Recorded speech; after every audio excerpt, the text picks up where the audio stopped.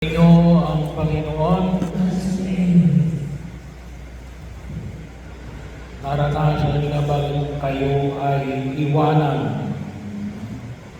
O naranasan niyo ba na kayo ang nang-iwan? So bahagi yun. Ang Ebanghelyo namin ngayon ay tumutukoy sa mga bagay na ito. Iniwanan. Bahagi masakit ang iwanan. Pagkakataon na kung saan ay makita na hindi naman binahagi rito na kung ano yung damdaming naranasan ni Jesus nung siya ay iniwanan ng kanyang mga alagad.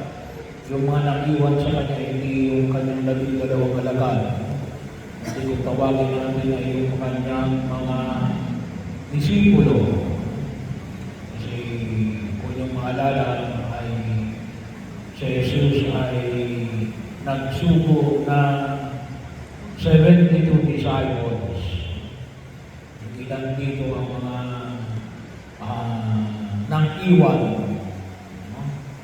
nang iwan, iniwanan si Jesus. Bakit? Gawa ng mabibigat na pananalita ni Jesus. Hindi yung mabigat na pananalita sapagkat masakit. No? Bahagi yun. Hindi yun sapagkat sinabihan sila ng masama ni Jesus. Ngunit yung kanyang ipinahayag ay minasama nila. Maaaring hindi nila nauunawaan o maaaring hindi nila matanggap. At ano yung mabibigat na pananalita, hindi yung mga pinag-usapan natin sa nakalipas ng 4 na linggo. Ako ang pagkain na nagbibigay ng buhay na walang hanggan. At ang ibibigay ko sa sanlibutan ay ang aking laman. Ako ang pagkain na galing sa langit. Ang sino mang kumain ng aking katawan ay magkakaroon ng buhay na walang hanggan. At ang sino mang kumain ng aking dugo ay hindi daranas ng kamatayan. So yun yung mga pananalitang para sa mga alagad ni Jesus, yung mga sumusunod sa kanya ay mga mabibigat na pananalita.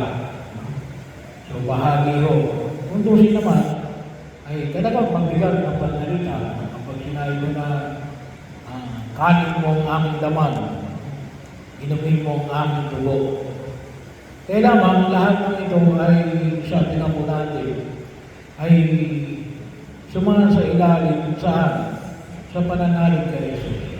Hindi naman ipagagawa ni Jesus ang isang bagay na ikasasama ng kanyang mga alagad.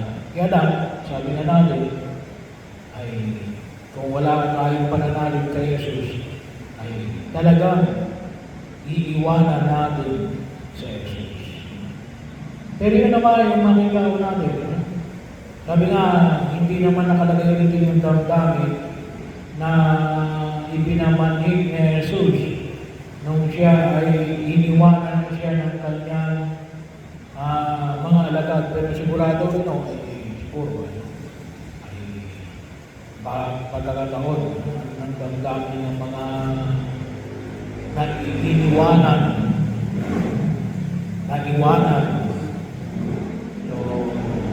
Maaaring din makapaglululot din ng kabigatian. Kaya mayroon din yung pangalan ng mahal na Birhen Maria. Ang tawag na ay Our Lady of the Abandon. Mga iniwanan. Pagkakataon na tayo hinahamon ng Diyos na alin? Na paanyaya niya sa atin natin, huwag natin iwanan siya. Huwag natin iwanan siya. At sana maging bahagi. Alam niyo, kapag sabi na natin, kung minsan yung karanasan ay ikaw ay iwanan, kapag hindi natin yung napatawad, ay sabi na natin, the victim may become also the victimizer. Kaya napakahalaga rin na mapatawad natin ang mga taong nagkasala sa atin. At sa pagkakataon na ito, mapatawad natin ang mga taong nang iwan sa atin. Ito, maaaring nang iwan sa atin o inakala natin na nang iwan sa atin.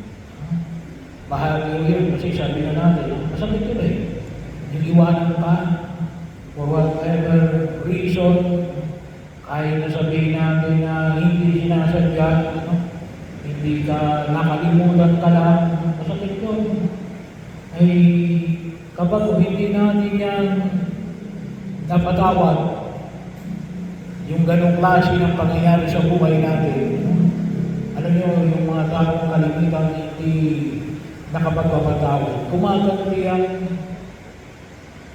consciously and subconsciously. Bahagi yun eh. Pagkakataon. Kaya po, kalimitan, hindi naman lahat. Kalimitan ng mga victimizer ay mayroong history na sila ay nabiktima.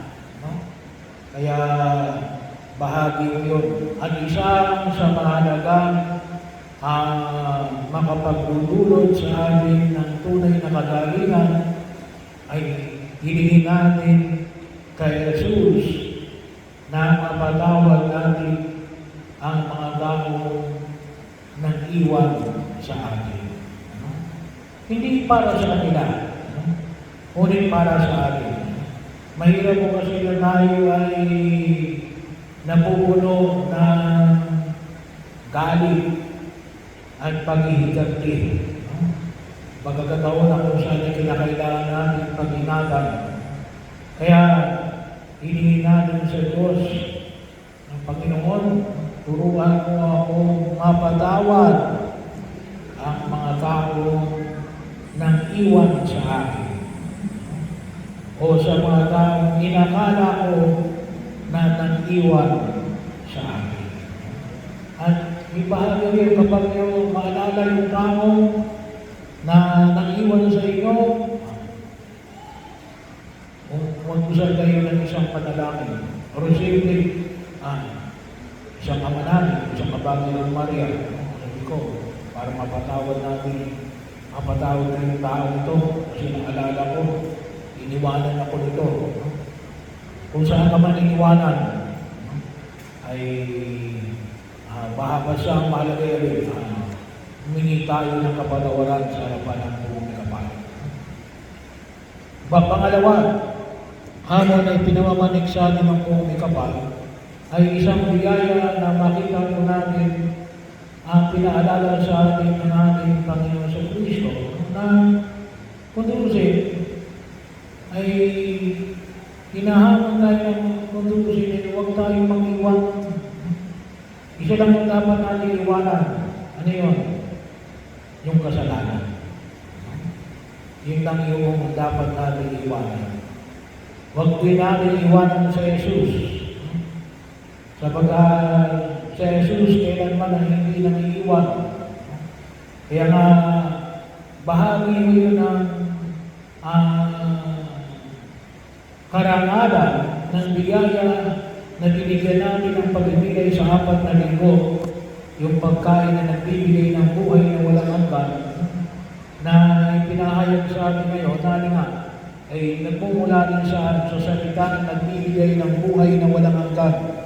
Kasi yung salita ng Diyos, ay nagkaroon ng laman. Yung salita ng Diyos, nakita natin sa pamamagitan ng ating Panginoon Kristo, ay ang salita ng naging tao na nakipamayan sa atin. Kaya tawag natin ang salita nagkatawang tao. At yung salita na patuloy na ipinamanig sa atin ng buong kapal harapan, hindi talaga tayo iniiwanan. Kasi yung salita natin, ininingais niya na tayo ay kanyang makasama sa pamagitan na ang kapirasong tinapay at ilang palang ng alak ay maging kanyang katawan at dugo. Para palagi natin makasama. Palagi natin makasama. Pwede natin makasama every Sunday. Pwede pa rin natin makasama every day. Kung kayo magsisimba pag-arap ng linggo. Kaya bahagi yun. Kaya ang tawag natin sa banal na pagdiriwang ng misa yan, the eternal offering of Jesus for the salvation of man. Yun ay walang hanggang paghahandog ng sarili ni Jesus mula noong 33 AD nung siya ay ipinako sa krus at muli na buhay hanggang sa ngayon. Tayo nakikibahagi lamang sa walang hanggang katapusan na paghahandog ni Jesus ng kanyang sarili na nagpapahayag na rin nais niyang makasama tayo. Hindi lang ngayon, ngunit na rin, eternally, hanggang sa wakas. Hanggang sa wakas. Habang tayo narito sa lupa, sa anyo ng tinapay at ng alak. At doon sa langit, bahagi yun na kung saan ay nais may pamanin ng poong kapal. Kaya yan po yung kanyang salita na hindi tayo iiwan, ay maliwanag na nakikita sa salita na nagkakaroon ng laman sa loob ng banal na Eucharistia. Kaya yun ang sabi ni Pedro, kanino kami pumunta? Nasa iyo ang salita na nagbibigay ng buhay na walang hanggan. Hindi salitang napako, ngunit salita na nagkakaroon ng kaganapan sa harapan mismo natin sa banal na Eucharistia na inihahandog ni Jesus para alin? Makapiling tayo, makapiling tayo. Kasi ayaw niya tayo iiwanan. Kaya kung sakaling sinasabi natin kung minsan, iniwanan ako ng Diyos. Hindi iniwanan tayo ng Diyos. Tayo nang iwan sa Diyos. Kasi tayo ang lumayo. Kaya hindi natin nararamdaman yung pag-ibig ng Diyos. Kasi bakit? Hinaharangan natin. Hinaharangan. Yun ang trabaho ng kasalanan. Ang harangan, ang paglapit ng Diyos sa atin. Inilalayo natin yung ating sarili sa Diyos. Kaya nga bahagi ko. Kaya nga sinasabi ko, kung walang hadlang, ano yung hadlang? Yung kasalanan, malaking kasalanan, at saka yung hindi pagkain ng anuman, maliban sa pag-inom ng tubig. Nandiyan palagi si Jesus. Always available. Pwede natin lapitan. So yun yung salita na tunay na naging bahagi ng ating pagkilos. Kaya kahit saan tayo pupunta, basta may banal na pagdiriwang ng misa, basta walang hanlang, pwede natin nagapin sa Jesus. Kahit na sa ibang bansa, kahit na ibang salita, ay bahagi mo yun. Yun pa rin yun. Si Jesus pa rin yun. Kaya, hindi tayo iwanan ng Jesus. At ayaw yung tayo iwanan. Kailan may hindi tayo iwanan ng ating Diyos. At yun ay maliwanag na pinamanin niya sa pamagitan ng banal na Eucharistia. Ito pong dalawang ito, ang maging bahagi ng ating pagninilay para mo sa araw na ito.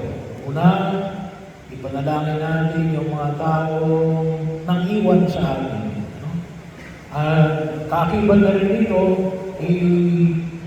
pag-usal natin yung mga pagkataong tayo rin ay nang iwan. At tayo rin nang iwan. humingi din tayo ng kapatawaran sa harapan ng pumikapal sa mga pagkakataong tayo ay nakapag-iwan. Pangalawa, sabi ko nga, isa lang ang dapat natin iwanan, kasalanan.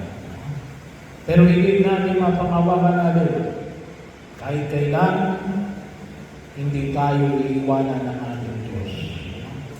Siya ang Diyos na nagnanais na rin. Makasama tayo.